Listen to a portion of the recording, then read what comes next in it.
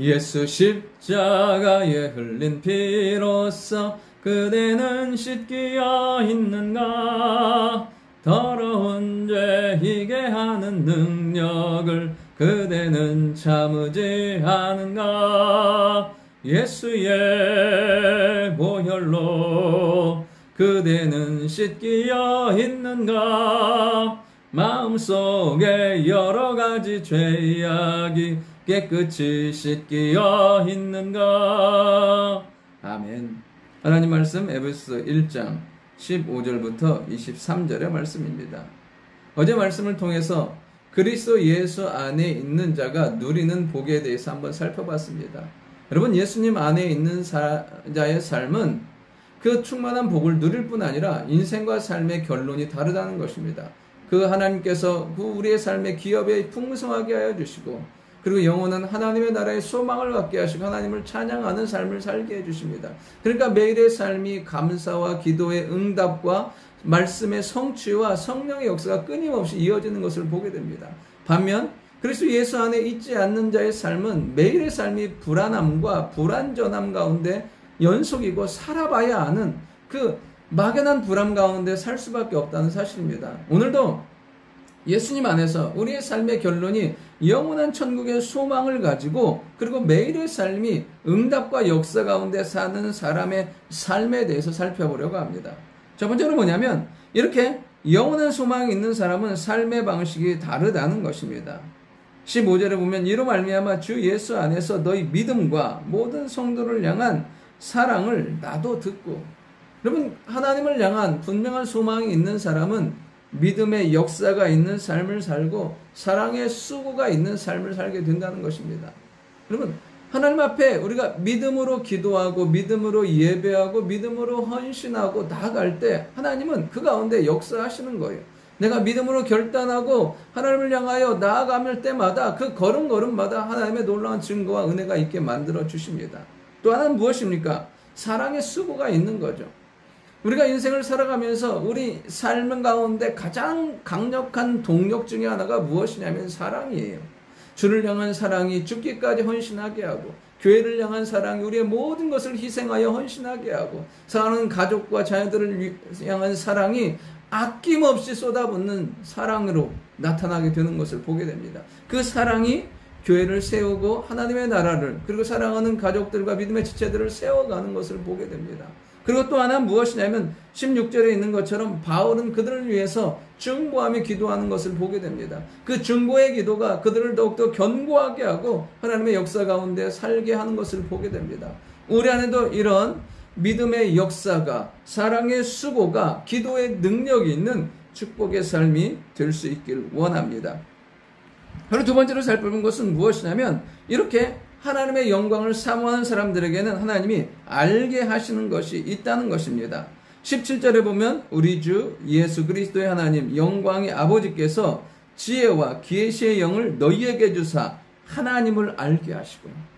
여러분, 우리가 하나님을 향한 소망과 그리스도 예수 안에 있으면 하나님께서 어떻게 지혜와 계시의 영을 주사 하나님을 알게 하시는 거예요.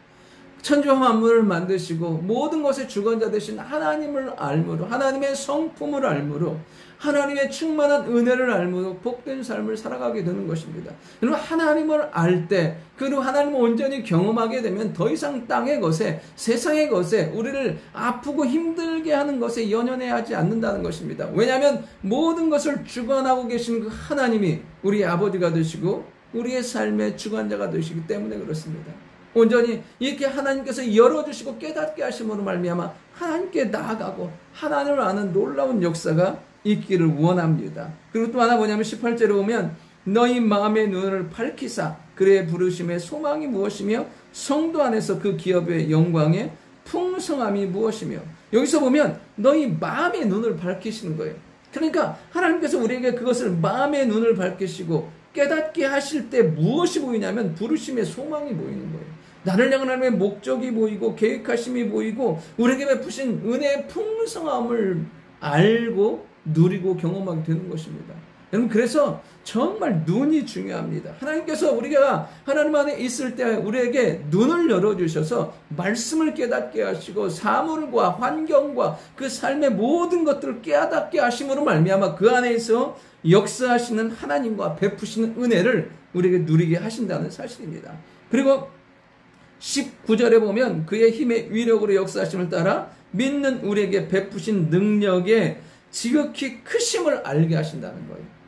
하나님은 우리의 삶 가운데 능력 베푸시기 원하시는 하나님이세요. 그 힘과 능력이 얼마나 크고 놀라운지 우리의 삶을 뛰어넘고 우리의 환경을 뛰어넘고 승리하며 살게 하시는 능력으로 우리를 충만케 하시는 줄 믿습니다.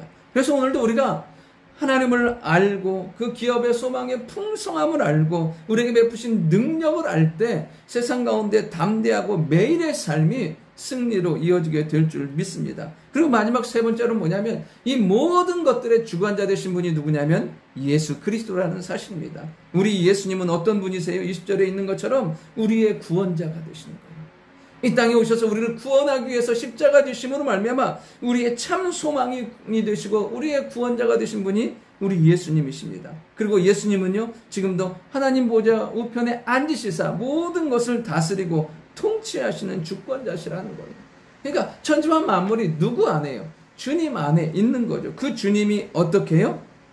21절에 보면 모든 통치와 권세와 능력과 주권과 이 세상뿐 아니라 오는 세상에 일컫는 모든 이름 위에 뛰어나게 하시고, 여러분 예수님의 이름은 모든 이름 위에 뛰어난 이름입니다. 주의 이름을 부르는 자에게 구원을 주시고 주의 이름을 부를 때 소망을 주시고 주의 이름을 부를 때 회복해 하시는 놀라운 은혜가 임하게 되는 줄 믿습니다. 그렇기 때문에 오늘도 우리가 해야 될 것은 무엇이냐면 주의 이름 부르며 달려가고 주의 이름 부르며 나아가는 것이에요.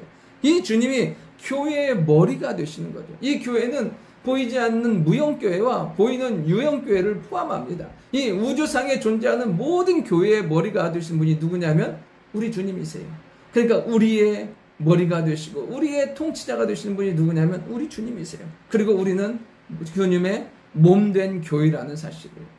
주님은 이 몸된 교회를 날마다 충만케 하시고 그 안에 성령의 역사가, 기도의 응답이, 말씀의 역사가 일어나게 만들어 주신다는 사실이에요.